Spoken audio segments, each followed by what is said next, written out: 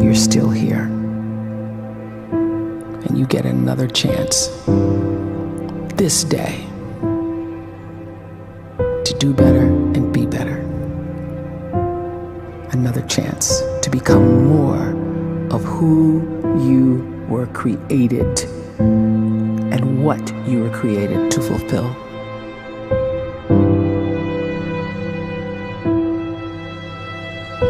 Everyone in the world is capable of living outside the role or beyond the roles that they place themselves in, no matter what it is.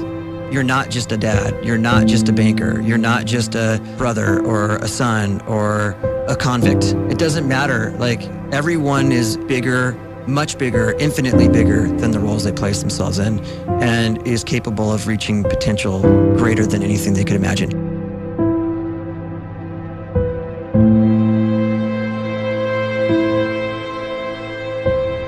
You can live the life you desire. It's right there in front of you. But in order to achieve it, you must first see it, then believe it, and then you must graciously ask and train your brain to help you execute your vision.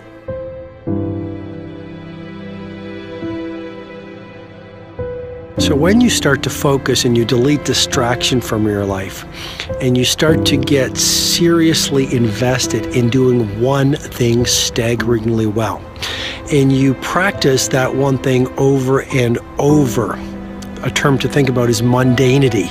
You do one simple, seemingly insignificant thing every day around your main skill, and it's very mundane, but small daily improvements over time lead to world-class results. Well, here's what happens in your brain. You start to isolate a single neurocircuit around that skill, and that starts to trigger a certain type of brain cell called an oligodendrocyte, which then releases myelin.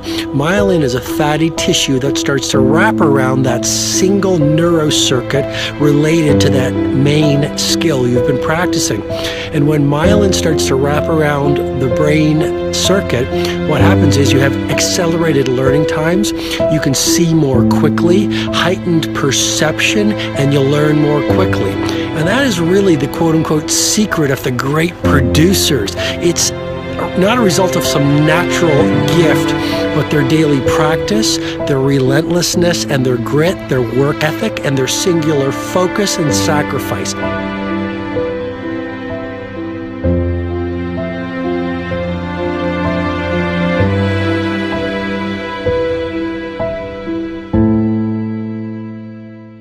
A great life is built not by revolution.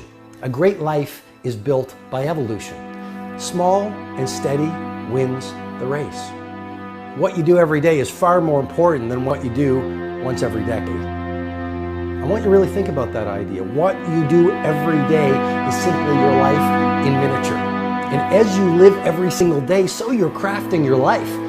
What you do over the next hours is really building your future. And if you can just get every single pocket of 24 hours right as best as we humanly can, the rest of our life is going to take care of itself. So small wins matter. The scripture says we will eat the fruit of our words. You are planting seeds when you talk. At some point, you're going to eat that fruit. My challenge is make sure you're planting the right kind of seeds. If you want apples, you have to sow apple seeds. If you want oranges, you can't plant cactus seeds, poison ivy seeds, mushroom seeds. You're going to reap fruit from the exact seeds that you've been sowing. In other words, you can't talk negative and expect to live a positive life. You can't talk defeat and expect to have victory. You can't talk lack, not enough, can't afford it, never get ahead, and expect to have abundance. If you have a poor mouth, you're going to have a poor life. If you don't like what you're seeing, start sowing some different seeds.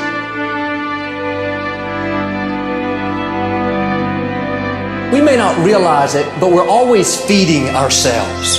What we watch, listen to, the people we're around, the thoughts we're dwelling on, that's feeding our inner man. If you go to lunch with people that talk bad about the boss, make fun of a coworker, put down a friend. They're feeding you gossip, feeding you jealousy, feeding you disrespect. Here's the key. Whatever you feed is going to grow. You may not like what they're feeding you.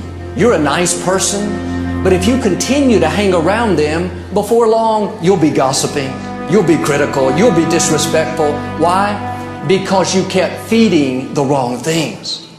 If you're always feeding negative thoughts, thinking, I'll never get well, I'll never meet the right person, you're feeding doubt, feeding mediocrity, feeding fear.